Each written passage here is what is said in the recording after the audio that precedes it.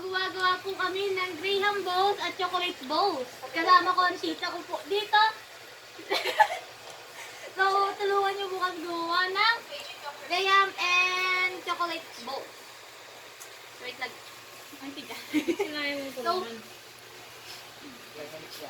So, ito po.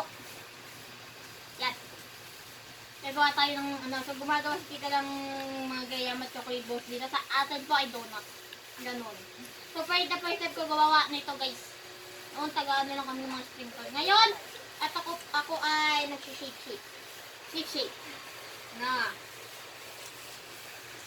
Bilog lang natin ito.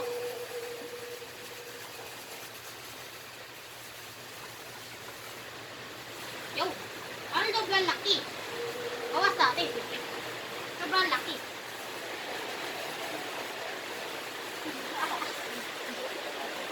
So, ito yung kitita. Ito po yung kitita. Ito po yung akin. Apat pala na gagawa ko.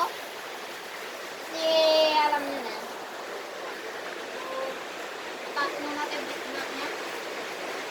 Guys, pasin na natin yung bitna. Donut na donut talaga.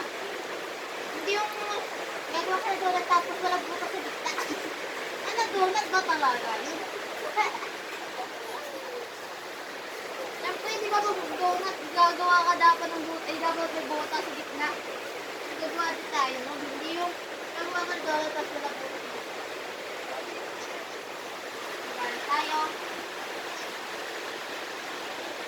So guys, update ka kayo pag marami tayong gawa. So, mamaya na, bye-bye.